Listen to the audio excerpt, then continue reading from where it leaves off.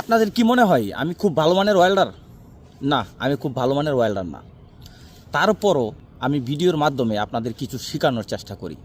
আমি আমার কাজের কিছু অভিজ্ঞতা সম্পর্কে আপনাদেরকে বলি। আপনি আর্কের মাঝে যদি আসেন তাহলে আর্কের সর্বোচ্চ পজিশন হচ্ছে 6G এবং 6GR। আলহামদুলিল্লাহ আপনাদের দোয়ায় 6GR এবং 6G করার অভিজ্ঞতা আমার রয়েছে। আপনি যদি মিগের মাঝে আসেন তাহলে মিগের সর্বোচ্চ পজিশন হচ্ছে 6G।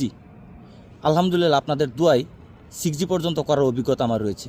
আপনি যদি টিগের মাঝে আসেন তাহলে SS, কপানিক্যাল, ডুপ্লেক্স, সুপার ডুপ্লেক্স এইগুলো হচ্ছে সবচেয়ে ডিফিকাল্ট জব। বাংলাদেশ সহ এবং বাংলাদেশের বাইরে এই কাজগুলো করার অভিজ্ঞতা আমার রয়েছে। ইভেন আমরা যখন কোরিয়াতে আসি হাজারের মতো তারা বাংলাদেশ থেকে ওয়েল্ডার সবাই বিদেশ ফেরত একসাথে আমরা পরীক্ষা দিই।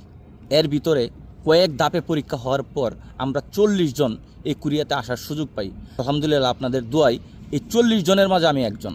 এখন হয়তো আপনারা বলতে পারেন এত অভিজ্ঞতা তাহলে আপনি কেন এই ফিটিংয়ের কাজ করেন? এই যে এখানে আমরা ফিটিং করতেছি 3 জনে, ওইখানে একজন, এই যে এইখানে একজন, আর এইখানে একজন, আমরা 3 জন মিলে এই প্লেটটা ফিটিং করতেছি। এটা হচ্ছে আমাদের কাজের জায়গা। এখন হয়তো বা আপনাদের প্রশ্ন আসতে পারে, আপনি ওয়েল্ডিংয়ের এত কাজ করার পরে কেন মিগের কাজ শুধু দেখান, শুধু মিগ সম্পর্কে বলেন? আমি যেখানে কাজ করি ভাই এখানে সব মিগ, এখানে মিগ ব্যতীত আর কোনো কাজ নাই।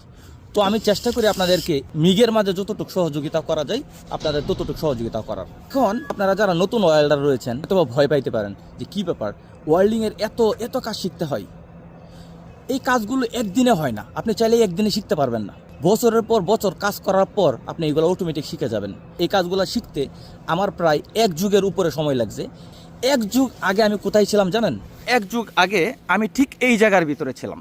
এটা হচ্ছে প্রথম পর্ব এবং এটা হচ্ছে দ্বিতীয় পর্ব। আপনি যখন জীবনের প্রথম ওয়েল্ডিং স্টার্ট করবেন আপনি চাইলে এটা এইভাবে মার্কিং করতে পারেন, গ্রাইন্ডিং কিংবা চক দিয়ে।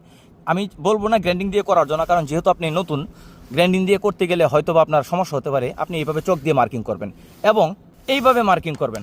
এটা হচ্ছে প্রথম পর্ব, এটা হচ্ছে দ্বিতীয় পর্ব। প্রথম পর্ব আপনি যখন হোল্ডার হাতে ধরবেন, ইলেকট্রোড যখন হোল্ডারের মাঝে লাগাবেন, তখন সবার প্রথম যে কাজ হলো আপনার পজিশন মতো বসাটা খুবই ইম্পর্ট্যান্ট।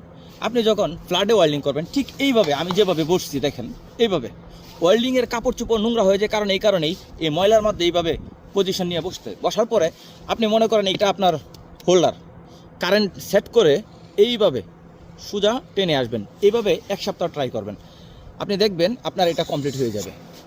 দ্বিতীয় সপ্তাহ এই যে দেখেন মার্কিংটা, এটা আপনার চাইলে চক দিয়েও দিতে পারেন এবং চাইলে গ্রাইন্ডিং মেশিন দিয়েও দিতে পারেন। আমি নতুন অবস্থায় বলবো না গ্রাইন্ডিং মেশিন দিয়ে দেওয়ার জন্য, কারণ নতুন অবস্থায় গ্রাইন্ডিং মেশিন দিয়ে দিতে গেলে দুর্ঘটনা ঘটতে পারে। আপনি চক দিয়ে দিবেন, দেওয়ার পর আপনি এইভাবে ফ্ল্যাটে বসে আপনি 1 2 1 2 এভাবে গণবেন। এখানে একটু থামবেন, এখানে একটু থামবেন, এখানে একটু থামবেন, এখানে একটু থামবেন। এইভাবে আপনি দ্বিতীয় সপ্তাহ ট্রাই করবেন। এইভাবে যখন আপনি ট্রাই করবেন আপনার 15 দিনে মোটামুটি হাত লাইনে চলে আসবে।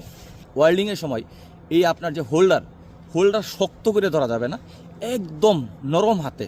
বাচ্চাদের যখন আমরা গালের ভিতরে ধরি, আদর করে ধরি, এই হোল্ডারটা এরকম আদর করে ধরতে হবে। আগেই বলছি ভাই একদিনে হবে না, তবে হয়ে যাবে। আমাদেরও হয়ে গেছে, আপনাদেরও হয়ে যাবে।